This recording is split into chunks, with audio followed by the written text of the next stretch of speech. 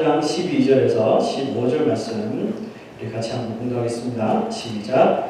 그러므로 너희는 하나님이 택하사 거룩하고 사랑받는 자처럼 긍휼과 자비와 겸손과 온유와 오래 참음을 못 입고 누가 누구에게 불만이 있거든 서로 용납하여 피차 용서하되 주께서 너희를 용서하신 것 같이 너희도 그리하고 이 모든 것 위에 사랑을 다하라.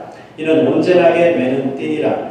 그리스도의 평강이 너희 마음을 주장하게 하라. 너희는 평강을 위하여 한 몸으로 부르심을 받았나니 너희는 또한 감사하는 자가 되라. 아멘. 우리 바울 서신을 계속 보고 있습니다. 13권의 바울 서신을 보고 있는데 서신 이름과 또 그 서신마다 주시는 그 주제를 통해서 은혜의 말씀을 나누고 있고요. 기억나십니까? 첫 번째 서신 갈라디아서. 갈라디아서는 그리스도인들이 가져야 할 그 영적인 자유함이 무엇인가에 대해서 말씀을 나눴고, 데살로니가 전서와 데살로니가 후서는 이제 다시 오실 예수 그리스도의 재림에 대한 그런 말씀이었고, 고린도 전서는 분쟁이 많은 고린도 교회에 예수 그리스도 안에서 연합이라는 주제로 말씀을 전했고, 고린도 후서는 뭐였죠? 네, 그리스도인들의 그 소명 맡은 자가 어떻게 살아야 할 것인가, 소명에 대한 말씀이고, 저번 주일날 로마서를 보았는데 로마서는 뭐였습니까? Justification by faith, 이신칭의 교리가 로마서의 중심적인 주제였습니다. 자, 오늘부터 4주 동안은 이제 옥중서신이라는 것을 좀 볼 텐데요. 영어로 하면 The Prison Epistles 되겠죠, 그죠? 말 그대로 로마 감옥에 2년 동안 바울이 있으면서 그 서신을 보냈던 4가지의 서신을 말하고 있습니다. 골로새서, 빌립보서, 에베소서, 빌레몬서. 이름이 좀 비상이 많죠. 외우기 쉽게 하려면 첫 번째 장을 따면 돼요. 에골 빌빌 이렇게. 에베소서, 골로새서, 빌립보서, 빌레몬서 이렇게 외우시면 됩니다. 이 서신들이 쓰여진 시기가 비슷비슷합니다. 그래서 대략 AD 60년에서 62년경에 이 4서신들이 다 기록되었다고 이렇게 추정을 합니다. 자, 오늘 이 4서신 중에서 첫 번째로 볼 것은 골로새서입니다. 골로새는 어디에 있을까요? 지도를 한번 보시죠. 네. 골로새는 여기 있습니다. 여기. 자, 여기 어디냐면 대충 여러분 세계 지도 아시겠죠? 여기 이탈리아 있고 여기 지금 그리스고, 그죠? 여기는 지금의 터키 지방이고, 터키 지방을 예전에 소아시아라고 불렀어요. 지금은 유럽에 속하지만 그 소아시아 지방에서 가장 밑에 있는 도시, 이 골로새 도시에 또 골로새에 세워진 교회에 보낸 서신이 골로새서가 되겠습니다. 이 골로새 교회는 사도 바울이 개척하지는 않았습니다. 그렇지만 사도 바울이 에베소에 머물 때 그 두란노 소원을 세우고 거기서 복음을 계속 전했는데, 그때 이방인들이 와서 이 복음을 전해준 그 이방인 중에 아마 에바브라라고 하는 사람이 있었고, 그 사람이 복음을 받고 골로새로 가서 교회를 세웠다고 이렇게 추정을 하는데요. 바울이 골로새서에 그런 이 에바브로에 대한 언급을 하고 있기 때문에 우리가 그 사람이 목회자다 이렇게 우리가 볼 수 있어요. 자, 성경 구절 보죠. 이와 같이 우리와 함께 종된 사랑하는 에바브라에게 너희가 배웠다니, 그죠? 그 다음에 그는 너희를 위한 그리스도의 신실한 일꾼이요 성령 안에서 너희 사랑을 우리에게 알린 자니라. 그러니까 에바브라가 그곳에서 교회를 개척하고 끊임없이 사도 바울과 이렇게 교통하면서 함께 영적으로 이 골로새 교회를 사역을 했던 것 같습니다. 이 골로새서는 4장으로 나눠서 아주 짧은 서신입니다. 그렇지만 짧은 분량과는 달리 여기 안에 담고 있는 내용은 아주 딥하고 아주 이렇게 묵직한 그런 교리를 담고 있어요. 무엇보다 골로새서는 그 골로새 교회에 그 침투한 그 이단들의 그런 그릇된 신앙관을 바로잡기 위한 아주 뚜렷한 목적을 가지고 이 기록을 처음부터 끝까지 기록했습니다. 여러분, 이 시대에도 이단이 참 많죠. 뉴저지에도 참 너무나도 많은 이단들이 활개를 치고 또 신비주의 운동, 군사주의 운동에 활개를 치고 있죠. 교회는 다니지만 또 비성경적인 이런 사상과 또 이런 이론을 또 받아들여서 교회들만 혼란스러워하고 또 교회가 나누어지고 또 성도들이 또 혼란스러워하고 이 시대, 우리 골로새서를 통해서 우리가 분명히 깨닫고 또 가져야 할 올바른 신앙이 무엇인지를 알게 될 수 있는 귀한 시간이 되기를 부탁합니다. 자, 먼저 골로새 교회를 어지럽힌 두 가지 그릇된 신앙이 있었는데 그것이 뭔지 한번 살펴보죠. 골로새 교회는 이방인 지역이 있기 때문에 이방인들이 주축으로 된 그런 교회입니다. 하지만 후에 유대인들이 흩어진 디아스포라들, 유대인들이 이렇게 개종을 하면서 이 골로새 교회도 로마 교회들처럼 유대인 그리스도인들이 참 많아졌습니다. 그러니까 당연히 유대인들의 율법주의에 교회가 영향을 받게 되었어요. 그들은 율법을 지키는 행위를 통해서만 구원을 얻을 수 있다는 믿음을 가지고 율법을 생명처럼 여기며 지켰어요. 태어났을 지금까지, 조상 때부터 지금까지 지켰는데 예수를 믿고 보니까 기독교로 이렇게 컨버트를 하고 보니까 내가 지금까지 알고 있었던 구원론과 좀 다른 거예요. 자기네들 알고 있는 구원론은 율법을 생명을 다해서 끝까지 지켜야지 구원을 얻는다 이렇게 알고 있었는데 예수 믿고 보니까 오직 예수 그리스도를 통해 주시는 그 은혜로만 또 이것을 그냥 값없이 조건 없이 선물로 구원을 얻는다 하니까 이 교리를 듣고 이 사람들에게 부담이 팍 된 거예요. 아니, 좋은 건데 왜 부담을 가졌을까요? 이런 생각한 거죠. 에이 설마 여러분 평생 어릴 때부터 평생 율법을 지키는데 그냥 다 삶을 보냈던 사람은 이렇게 간단히 구원이 얻어진다는 말을 듣고 충격을 먹은 거죠. 에이 설마 뭔가가 더 있겠지 이런 식으로 나온 거예요. 그래서 아무리 기독교인이라도 하나님의 백성의 상징인 할례를 받아야지. 할례를 막 받아야 한다고 그러고요. 또 뭐 절기는 지켜야 된다고 그러고 정한 음식, 부정한 음식 이렇게 잘 구별해서 먹어야 다 사상권권 다 이렇게 기독교의 교리와 부딪히기 시작한 거예요. 이러면서 기독교의 교리의 율법 정신을 하나씩 옷 입혀 나가기 시작한 거예요. 자, 사도 바울이 말한 구절을 보죠. 그러므로 먹고 마시는 것과 절기나 초하루나 안식일을 이유로 이게 다 이제 유대인들이 율법에 의거하여서 지키는 일들이죠. 먹는 것, 마시는 것, 절기, 초하루, 안식일 이런 이유로 누구든지 너희를 비판하지 못하게 하라. 왜 비판하지 못하게 합니까? 그것이 옳지 않기 때문에 그렇겠죠. 기독교 유대인들의 숫자가 많아지면서 교회 안에서 목소리가 높여지는 거예요. 아무리 예수를 믿어도 이와 같은 의식적인 이런 규례들을 지키지 못하면 너희들 구원을 얻지 못한다. 그러면서 이방인 그리스도인 된 사람들을 막 자극하고 또 그들을 선동하기 시작한 거예요. 왜? 유대인들이 로마 교회들처럼 또 그 골로새 안에서도 아주 영향력 있던 사람들이기 때문에 그 주의시들 영향력 아래서 일하는 사람들은 그 말을 따라야 되는 거예요. 그리스도인이 됐지만 유대인들의 율법을 따라야 되고 불며 겨자 먹기로 그렇게 할 수밖에 없는 거예요. 그러므로 바울은 이와 같은 율법주의자들의 비판이 얼마나 허무맹랑하고 허무하고 가치 없는 것인지를 밝히고 있는 거예요. 유대인들이 모세 때부터 생명처럼 여기며 지켰던 이 율법은 죄인된 인간을 절대로 구원에 이르게 할 수 없다는 것이죠. 그것을 알려주시기 위해서 오신 분이 누구예요?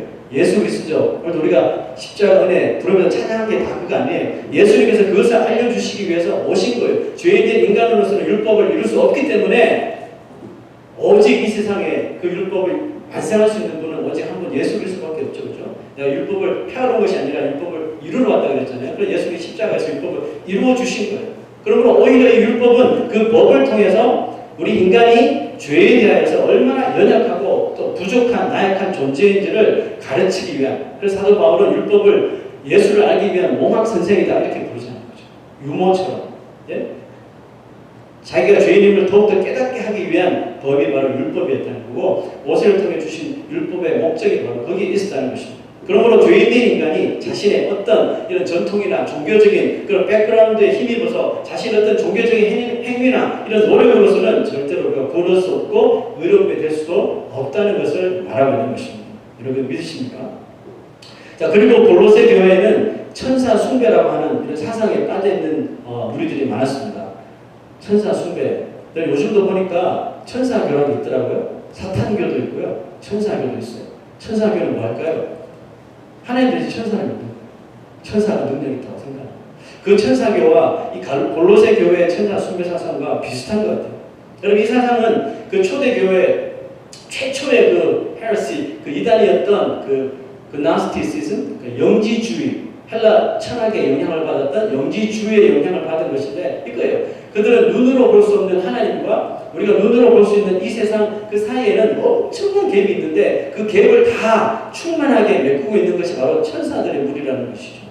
그래서 이런 거예요. 그래서 이 사상은 인간이, 우리 죄인된 인간이 지극히 높으신 하나님 앞에 감히 직접적으로 나갈 수 없기 때문에, 또 나간다는 그 자체가 교만이기 때문에 하나님과 사람 사이에 중보 역할을 하고 있는 이 천사들을 통해서 하나님과 교통을 해야 한다고 믿으면서 천사를 그렇게 우리의 중보자로 믿다가 아예 숭배의 대상으로 여겨버리게 된 거예요. 이 무지한 논리에 대한 사도 바울의 말을 한번 들어보시죠. 아무도 꾸며낸 겸손과 천사 숭배를 이유로 너희를 정죄하지 못하게 하라. 자, 이러면서 이 사람들이 주장하는 것입니다. 지금 높으신 하나님을 죄인인 인간이 직접 섬기는 교만을 범하지 않기 위해서 지금 아주 겸손해지고 있죠. 범하지 않기 위해서 사람과 사람 사이에 존재하는 천사를 숭배해야 한다는 그들의 논리가 어떤 것이라고요? 이것이 꾸며낸 거짓 겸손이라는 거죠. 꾸며냈다. 의도적으로 자기들이 이만큼 하나님 앞에 겸손한 자다라고 스스로 만들어낸 의도적인 겸손이기 때문에 이런 이유로 너희를 정죄하지 못하도록 하라, 이렇게 말하는 겁니다.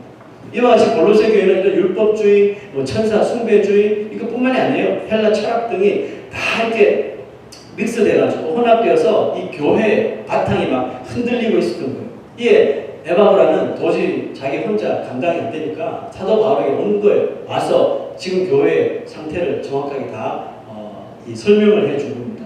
자, 바울은 이 골로새 교회 안에 불고 있는 이 신앙의 뉴 패러다임을 중단시키기 위해서 한 가지 카드를 딱 꺼냈어요. 이 카드가 뭘까요? 그리스도로 충분합니다. 이거예요.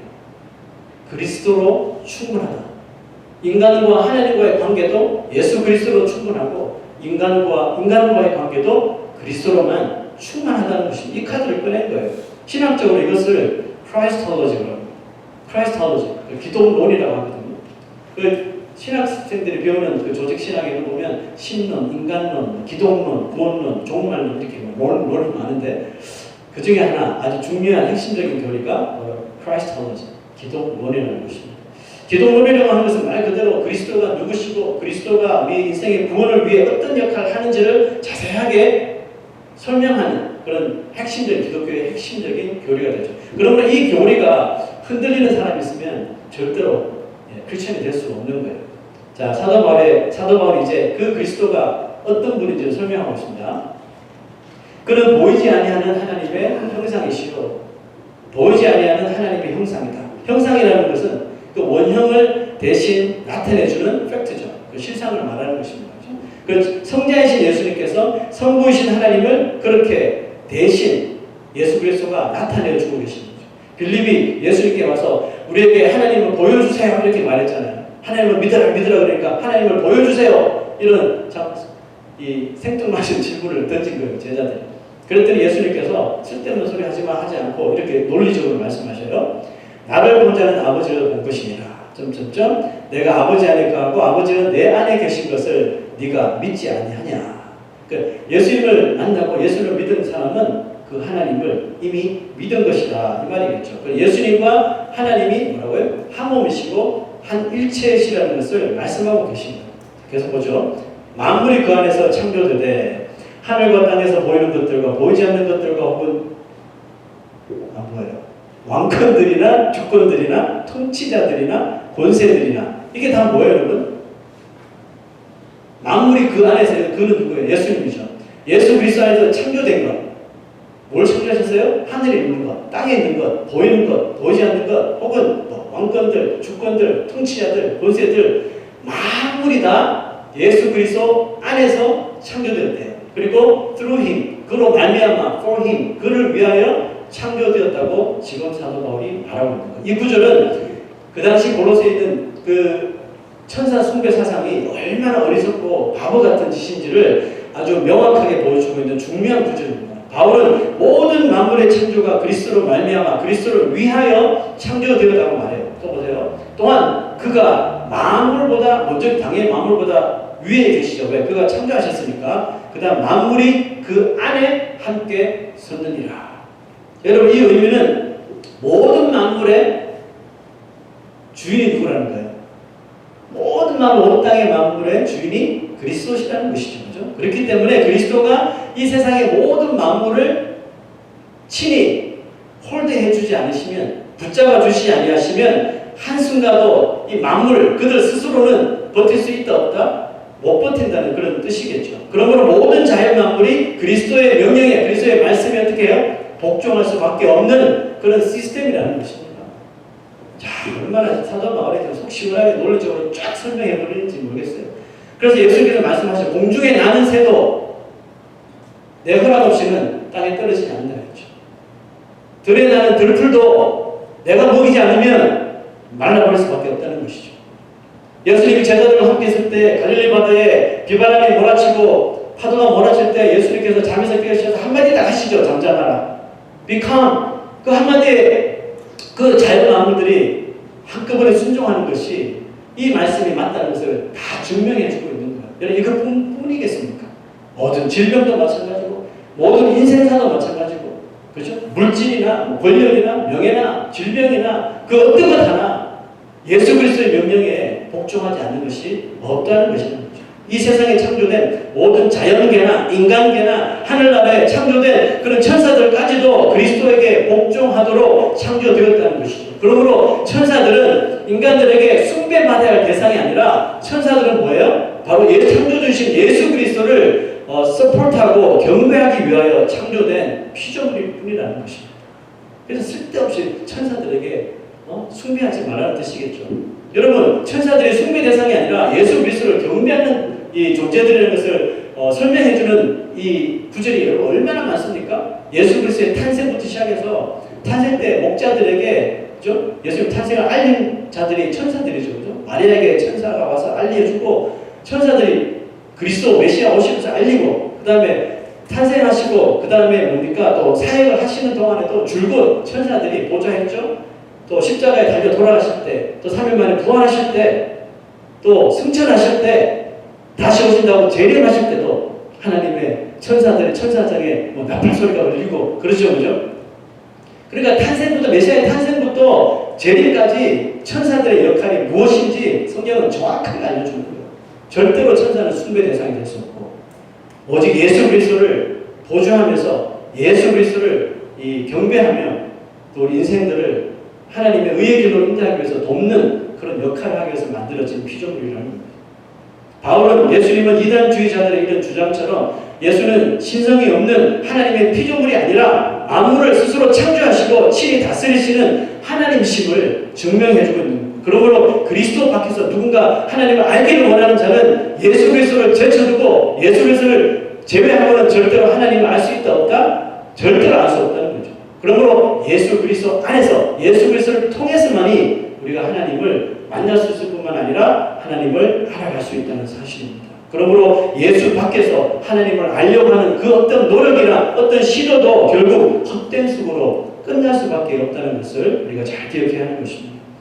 자, 그 다음 구절 보죠. 아버지께서는 모든 충만으로 예수 안에 거하게 하시고 그의 십자가의 피로 화평을 이루사 만물 곧 땅에 있는 것들이나 하늘에 있는 것들이 그로 말미암아 자기와 화목하게 되기를 기뻐하심이라.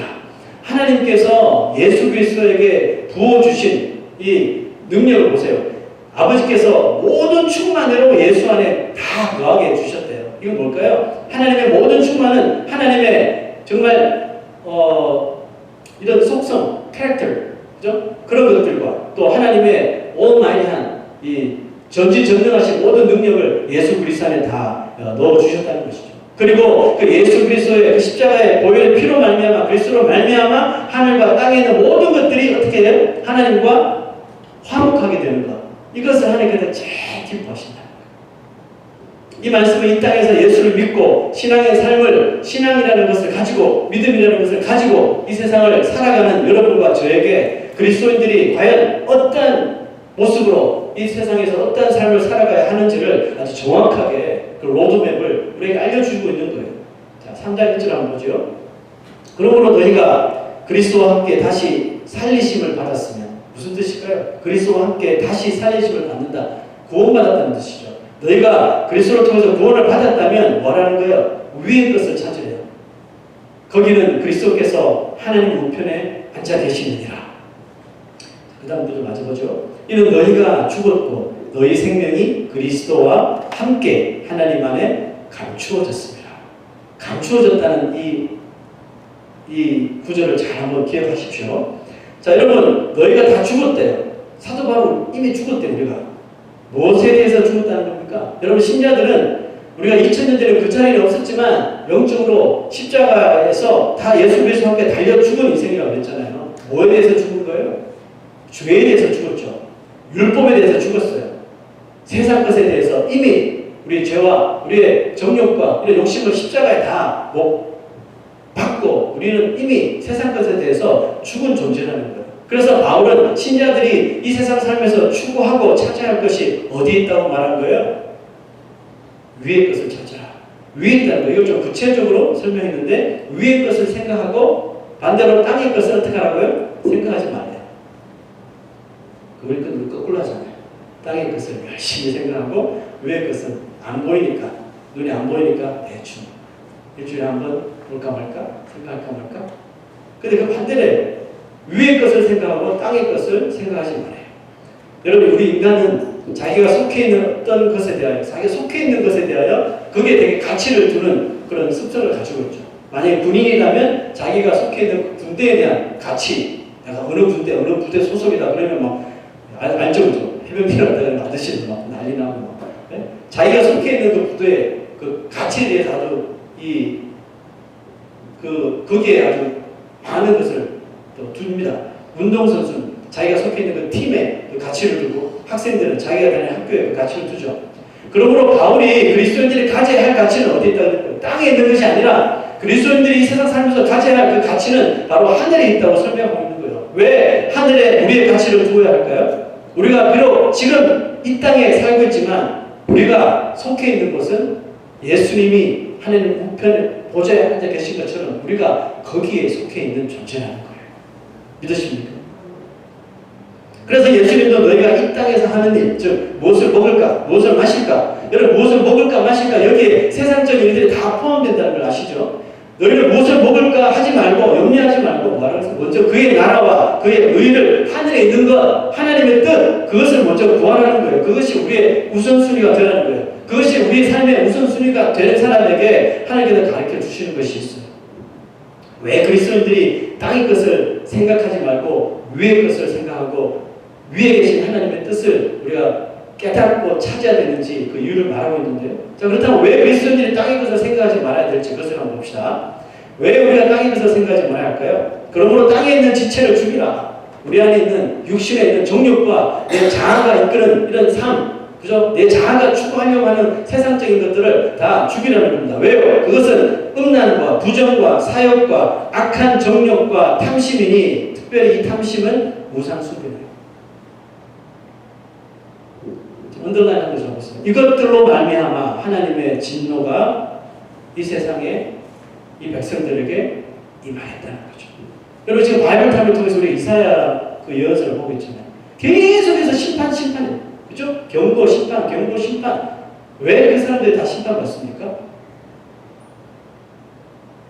이것들 때문에 지금 우리가 읽었던 이것들 때문에 하나님의 진노가 임하고 있는 거예요. 지금 이 시대는 별반 다를 게 있어요? 우리 믿는 자들이 위의 것을 바라보기보다 이 세상에 있는 것들, 우리의 지체들이 하나님 것을 추구하기보다 이 세상에 있는 것들을 음란과 부정과 사욕과 악한 정욕과 탐심에 우리가 얽매여 있고 붙잡혀 있으니까 하나님의 진노가 여기 21세기 지금도 하나님의 진노가 이 땅에 임하는 거예요.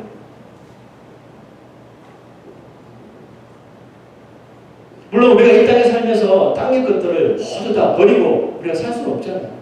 먹어야 되고 일해야 되고 또 돈을 벌어야 되고 자녀를 양육해야 되고 해야 하잖아요. 그러므로 이 말씀에 여러분 진리가 무엇인지 우리가 잘 생각해야 됩니다. 이 말씀의 진리가 뭐예요? 우리 인생의 그 목적, 우리가 인생이라는 것을 살아가는 그 골, 그 목적이 땅의 것이 되어서는 안 된다는 것이죠. 물론 이 땅에 살면서 우리 일해야 되고 먹어야 되고 입어야 되고 집도 사고 자녀도 키워야 되고 해야 되잖아요. 그렇지만 땅의 것이 그냥 우리 그리스도인들 인생에 그냥 전적인 목적이 되면 안 된다는 거예요. 왜? 목적이 되면 그 안에서 탐심이 생기게 되고 그 탐심이 우상숭배가 되고 결국 그것을 통해서 하나님의 진노가 믿는 자들에게도 임하겠다는 뜻입니다.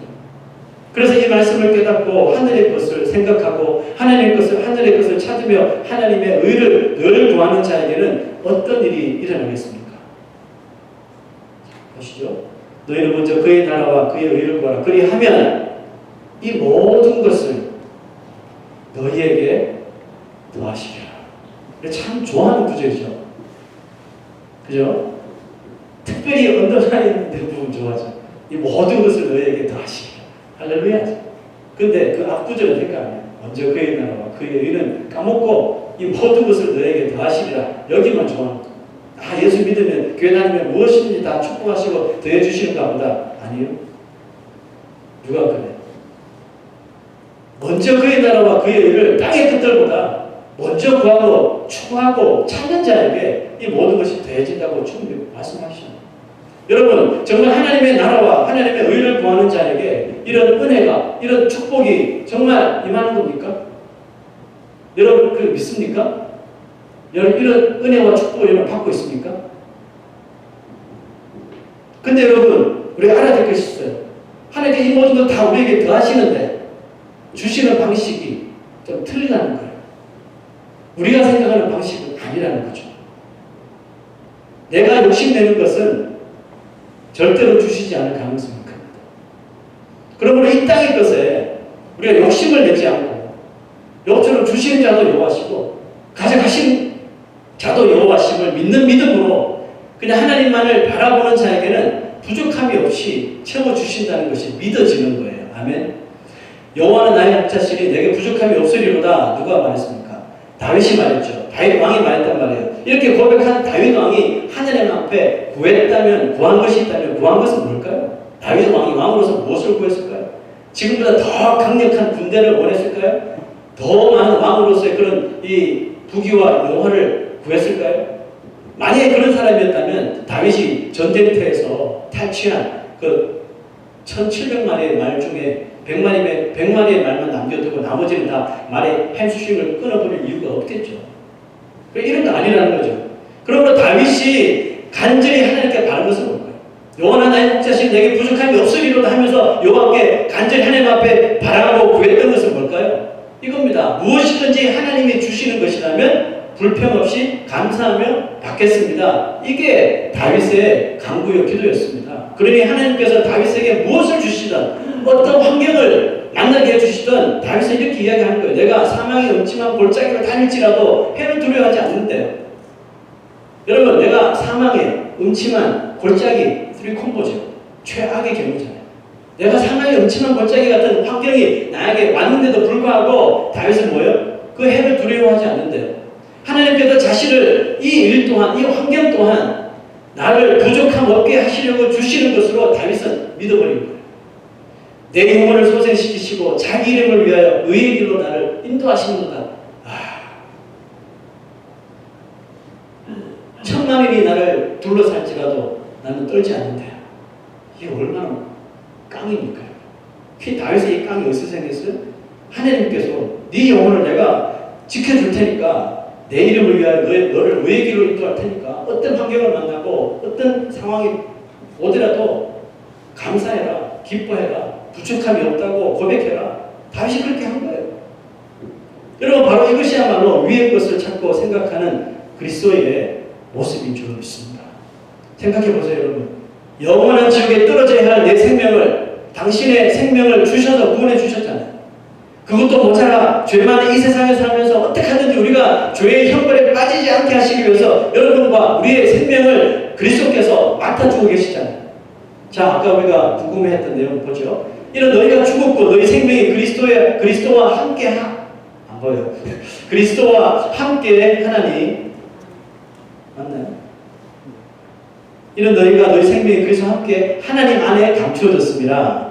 우리 생명이신 그리스도께서 나타나신 그때에 너희도 그와 함께 영광 중에 나타나리라. 이 감추어진 비밀이 풀리는 거죠. 여러분, 우리 생명을 그리스도께서 홀드하고 계신데요. 왜 홀드하시죠? 이 땅 가운데서 우리의 욕심과 탐심과 이런 것들로 인하여서 우리가 죄의 힘에 빠지지 않기 위해서 아예 우리의 생명을 하늘의 보좌에 다 홀드하고 계신데, 끝까지 홀드하시는 것이 아니라 그리스도께서 다시 이 땅에 재림하실 때 그리스도의 영광이 드러나는 것처럼 믿는 자들의 영광 또한, 생명 또한 그때 다 나타나고 드러나게 해주시겠다는 것이죠.